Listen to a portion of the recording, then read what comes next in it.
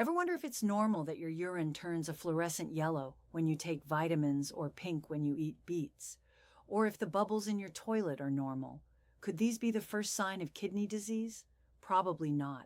However, you'll be shocked at what you can learn from looking at your toilet bowl and each know about the health of your kidneys. And why should you even care? Well, because kidney disease is rising and far too many people are unaware that their kidneys are getting silently injured. And no, this is not a fear-mongering video. The goal is empowering people to help their kidneys last a lifetime. Now, in this video, let me share with you the number one first sign of kidney disease. But to understand that, let me show you how physicians assess kidney health through the different clues from common labs to vital signs that tell us about your kidney health.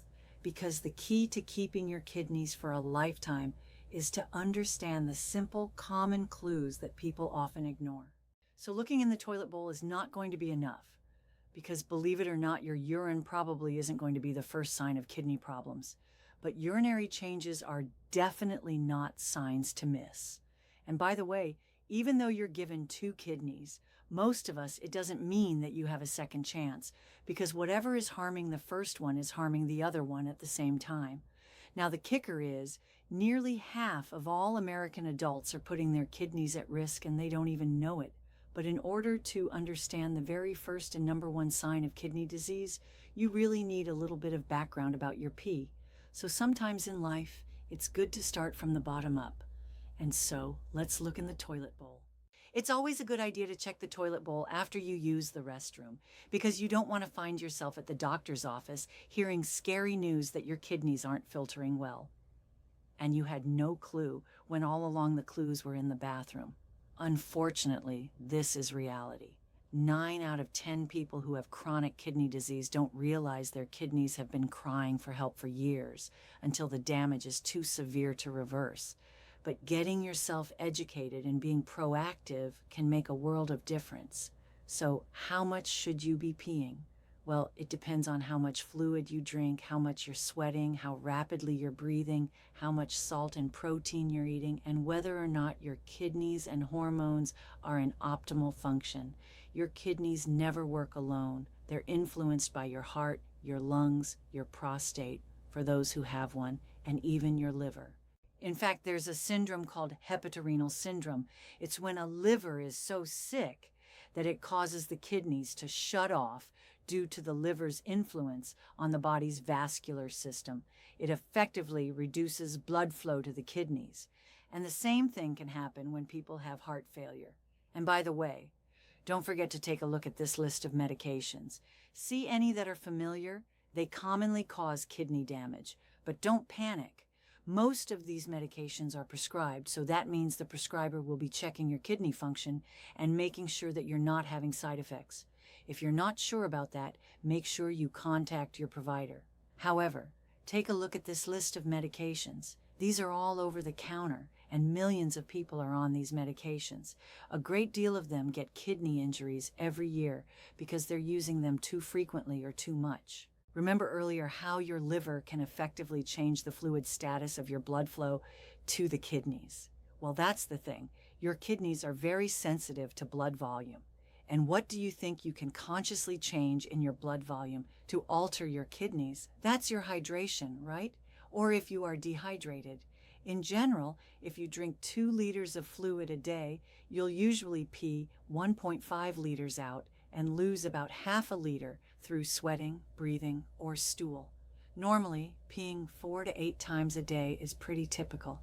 But if you find yourself peeing too little, like less than half a liter a day, that may signal that you're dehydrated or there's a problem with your kidneys, prostate, or bladder. On the other hand, if you find yourself peeing quite often, that could be due to medications, especially diuretics, excessive sodium, excessive protein, or drinking too much fluid. Other molecules, if they're not balanced, like too much sugar in the blood or hormonal imbalances, can also make you lose water. Lots of people have prediabetes or diabetes, and when you have high blood sugar levels that aren't controlled, your urine becomes a way for your body to remove sugar. But that means you'll pee out more water, get more dehydrated, and urinate more at night. That's something you should see your provider about to make sure you're not having blood sugar issues. Urinary frequency is a telltale sign of a blood sugar problem, or even diabetes, a urinary tract infection, or prostate issues. When you notice a change in your urine, don't panic. Talk to your medical provider. The solution could be simpler than you think. If you have frequent urinary tract infections, you may already be familiar with getting a urinalysis, a quick and easy screen to look for infections, kidney disease, metabolic conditions, and hydration status. In the old days, before we had test strips, doctors would examine urine for color, clarity, and odor, and at one point, they even tasted urine. Yeah, pretty nasty. I'm glad we stopped doing that. Now we use a chemical dipstick, which you can order online, that checks a number of metabolic markers that change with diet, hydration, and urinary tract health. If you eat more acidic foods, like amino acids and protein, are on a carnivore or ketogenic diet, or are fasting, your body has to expel acids and ketones, making your urine more acidic. This increases your risk of uric acid and cystine kidney stones. A big contributing factor for why people get stones is dehydration. When you urinate more water out than you replenish, minerals can solidify. Blood flow is critical to kidney health, and it ties directly into the number one sign of kidney injury I'll tell you later. Picking up stones definitely doesn't help your kidneys. Ever look in the toilet after peeing and notice bubbles? I mentioned earlier that this can be a sign of kidney problems, but normal pee can still have a little bubbling.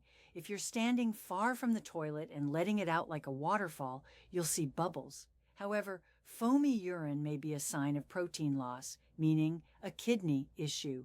Think of how ocean waves make foam because of proteins in the water from algae and plankton, or how you can froth milk but not water. It's the protein and fat that hold the foam together. Your urine should have almost zero protein. When kidneys leak protein, you'll notice foamy urine. It feels harmless, but it's a clue you don't want to miss. Proteinuria, or protein loss in urine, is abnormal. It usually means there's a filtering problem, leaky glomeruli, or poor tubular reabsorption. It could also come from diabetes, high blood pressure, or kidney inflammation. No, you don't pee out more protein just because you eat more protein.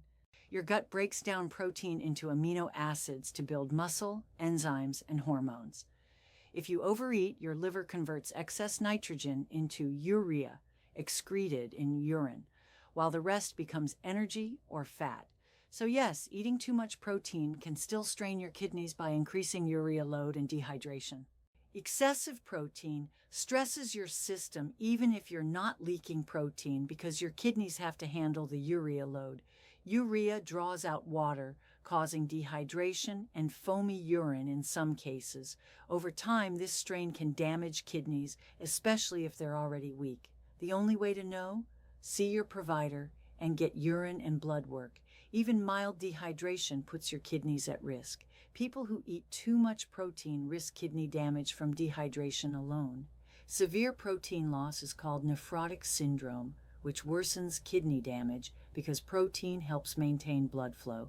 Without it, kidneys get damaged. Your urine can tell a story. Pink or red urine might mean blood, from menstruation or internal bleeding. Brown urine may suggest old blood or liver problems. Sometimes urine looks normal, but kidney disease hides beneath, which is why annual checkups matter. Even though you have two kidneys, both will be affected if one is stressed, unless it's a localized issue like cancer. Prevention, early detection, and intervention are key because kidneys can't repair themselves. We can only protect them from getting worse. Here's the big reveal, and the number one sign of kidney damage is persistent high blood pressure.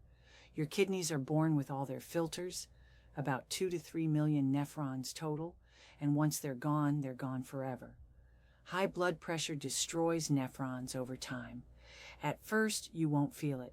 Kidneys can still function at 50% capacity.